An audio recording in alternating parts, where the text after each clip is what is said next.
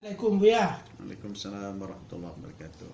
Eh, Semenjak dikeluarkan Fatwa MUI Kota Pekanbaru, ada pertanyaan kepada kami Buya tentang poin nomor 2. Apa yang dimaksud di situ Buya? Baik, terima kasih. Jadi pada hari ini kita telah mengeluarkan pedoman pelaksanaan takbiran, insya Allah tidak berapa lama lagi, dengan sholat Idul Fitri untuk tahun 1441 Hijriah atau bersamaan dengan 2020. Pedoman ini kita keluarkan setelah kita menerima beberapa ketentuan baik dari pusat, dari provinsi maupun dari kota Pekanbaru yang kita cintai ini. Yang pertama, kita menerima fatwa MUI sebagai pedoman umat Islam di Indonesia. Ada dua di sini yang kita terima. Pertama, fatwa nomor 14 tahun 2020. Kemudian yang terakhir kemarin adalah fatwa nomor 28 tahun 2020 tentang kaifiat takbir dan sholat Idul Fitri di era pandemi COVID-19. Kemudian juga kita melihat hasil terakhir dari perkembangan yang ada di Kota Pekanbaru. Karena kita melihat kota ini adalah Pekanbaru adalah sebagai wilayah yang strategis ya, dan sini adalah tempat masuk semua orang. Ya, mau ke Kampar sini dulu, airport ke Dumai ya. Jadi kita tempat strategis, dekat kemana-mana, dekat juga ke mancanegara. Jadi pintu masuknya ke Provinsi Riau dominannya adalah di Pekanbaru. Nah, jadi melihat itu semua, maka kita minta penjelasan kepada pemerintah kota melalui wali kota dan juru bicara gugus COVID-19 yang ada di Pekanbaru. Ternyata Pekanbaru ini adalah daerah yang sangat rentan penyebaran wabah itu, di samping tadi pintu masuk dari seluruh jalur. Dan Pekanbaru pada tanggal 21 itu ditetapkan sebagai daerah darurat COVID ya, daerah darurat. Nah, kalau darurat itu kan sudah mengarah kepada bahaya ya. Kemudian tanggal 15 April dengan perkembangan yang begitu pesat, nah pemerintah kota dengan timnya itu mensurvei bagaimana perkembangan COVID di Pekanbaru. Ternyata sudah sampai ke tingkat zona merah. Nah, jadi dengan berdasarkan inilah ya, pertama informasi dari pemerintah kota dan dari tim gugus, kemudian ada regulasi yang mengatur, maka MUI pada hari ini telah mengeluarkan fatwa atau himbauan ya. Dan himbauan ini juga tidak serta-merta turunnya begitu, keluarnya begitu, tapi melalui proses yang panjang juga. Kemarin kita kumpulkan berbagai pimpinan ormas ya, dan juga pimpinan lembaga dakwah untuk mencermati apa yang berkembang di masyarakat. Jadi masyarakat sekarang ada yang punya semangat tinggi untuk bagaimana menghidupkan masjid kembali ya, dapat sholat di sana, kalau bisa Id juga di sana. Nah, sementara masyarakat yang lain juga ada mengkhawatirkan jangan-jangan nanti kalau berkumpul di masjid yang orangnya banyak, tidak tahu nanti mana yang kena penyakit, mana yang tidak punya penyakit. Karena kalau wabah virus ini kan tidak sama dengan kita menghadapi harimau ya, atau menghadapi singa, atau menghadapi ular. Kalau dalam ruangan itu ada ular, ada singa, ada harimau, ya jelas kita lari ya. Nah, tahu kita. Tapi kalau yang wabah ini tidak tahu kita. Nah, jadi oleh karena itu berdasarkan itu semuanya, maka hasil ijtihad kita tetap menghimbau masyarakat untuk melakukan sholat Id ya, takbir malamnya, kemudian sholat idnya bersama keluarganya dan anak-anaknya bersama keluarganya di rumah masing-masing. Ini apa? Ini tidak kita tidak menyalahi aturan, tidak menyalahi hukum, ya, karena dalam saat darurat maka hukum darurat diberlakukan. Jadi bukan baru ini, nah, darurat COVID. Di samping itu juga dia zona merah, ya. Maka untuk mengambil manfaat yang lebih besar. Manfaat lebih besar itu apa? Adalah menjaga kesehatan, menjamin kesehatan dirinya, keluarganya, dan masyarakat. Maka kita mengambil maslahah yang lebih besarnya apa? Menyelamatkan diri. Nah, menyelamatkan diri apa caranya? Mari kita takbir bersama-sama, ya, menghidupkan rumah tangga kita, sekaligus sholat di situ. Oleh karena itu pada hari ini himbauan itu kita keluarkan, ya, kita keluarkan, dan juga kita sampaikan bagaimana panduannya.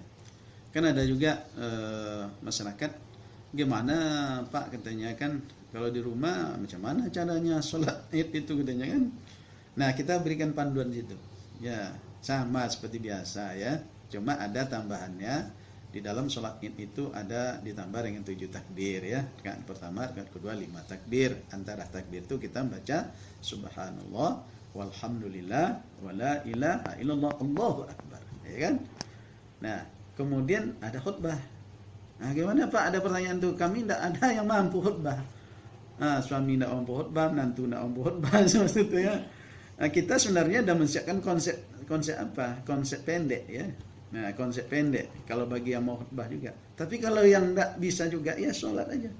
Sholat aja apa? Sholat aja 2 rakaat, ya. Sudah sholat 2 rakaat, ya, doa takbir, ya, takbir untuk menimbulkan semangat syiarnya agama di rumah tangga.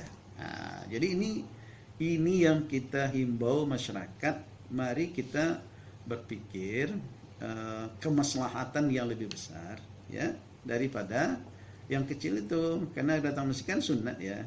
Tahu-tahu di situ nanti ada wabah. Kita kan kalau nanti umpamanya keluar orang di hari raya itu, berapa lapangan biasanya ini? Atau berapa masjid? 1.380 masjid, pokoknya kan. Taruhlah yang dijadikan tempat sholat itu 1.000 masjid. 1.000 masjid kalau hari raya akan berkumpul orang, saya rasa tidak akan kurang dari 500. Ya kan? 500 orang. 500 orang itu akan berkumpul di satu masjid kali 1.000 masjid. Berapa itu isinya tuh? Ya. 500 kali 1.000, ya. 500.000. Ya kan? 500.000 apa? 500.000 orang. Siapa yang menjamin 500.000 orang ini bebas dari penyakit, bebas dari virus? Kan ada, kan? Ya. Nah, jadi jangan nanti untuk menjaga kemaslahatan itulah, makanya kita bermohonlah, berharaplah pada masyarakat, ya, untuk menghidupkan rumah tangganya sebagai apa, ganti dari masjid untuk melaksanakan sholat id besok. Itulah.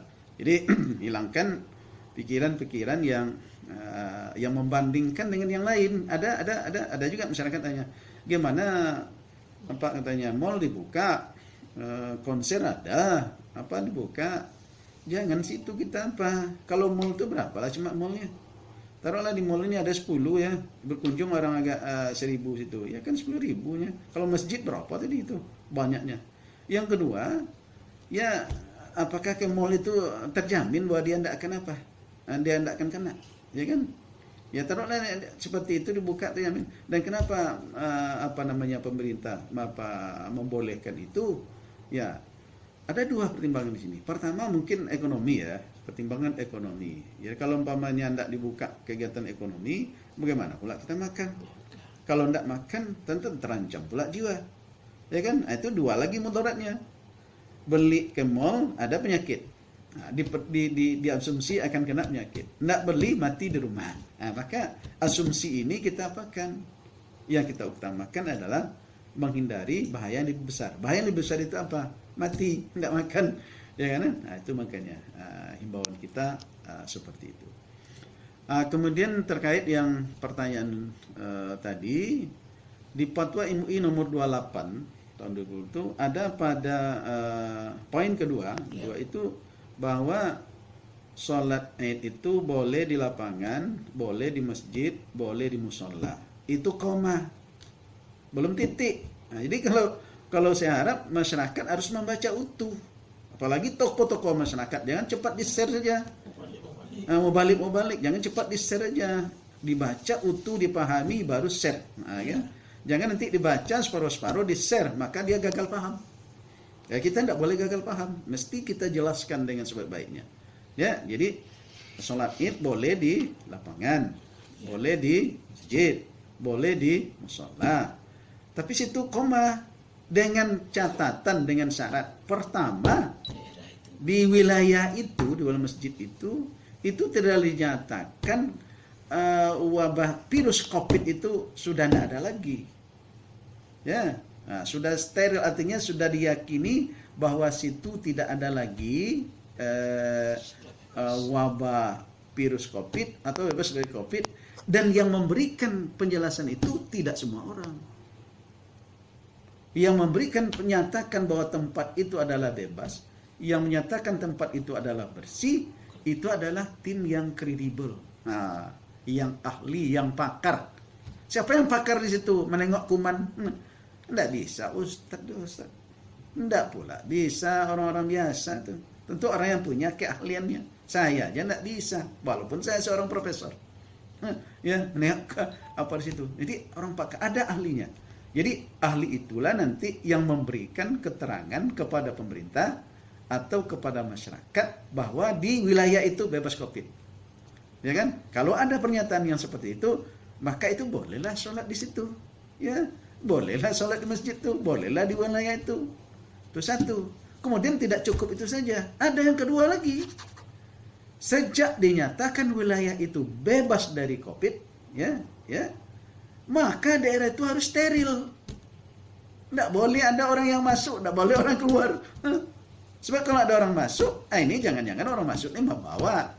Atau ada orang yang keluar, jangan-jangan masuk lagi dia membawa. Nah, jadi itu makanya. Jadi dipahami dari, ada orang yang meragukan ini kan bahasanya gimana? Ya bahasanya dipahami lengkap, utuh. Tidak boleh sepotong-sepotong. Jadi apa yang dibuat oleh Majelis Ulama Indonesia Pusat, bahasanya bagus. Dia berbicara dari ungkapan-ungkapan positif dulu. Boleh. Tapi syaratnya ini. Nah, sekarang mana wilayah yang bisa seperti itu? Mari sama-sama nanti. Masih ada kesempatan. Ya, insya Allah kalau tanggal 24 hari Minggu ya. Kalau kita puasa raya hari Minggu kan masih ada. Sekarang baru Selasa, besok Rabu, Kamis, Jumat. Nah, masih ada 3 hari lagi. Kita mintalah tim bekerja. Kalau memang ada di wilayah Pekanbaru yang menyatakan bahwa situ adalah bebas dari COVID, dan kemudian ada jaminannya bahwa situ tidak ada lagi orang keluar masuk, kemudian diterapkan protokol kesehatan dalam pelaksanaan sholat Id, silakan lah, tuh, tidak ada masalah itu, ya, tidak ada masalah. Nah, sekarang gimana? Kalau Pekanbaru dikatakan merah dalam ketentuannya, apabila yang di standar merah itu bukan lurah, bukan RT, bukan RW, bukan camat, tapi yang dinyatakan situ wilayah itu adalah kabupaten atau kota. Apabila dinyatakan kabupaten itu, kota itu adalah zona merah, merahlah semuanya sampai ke bawah.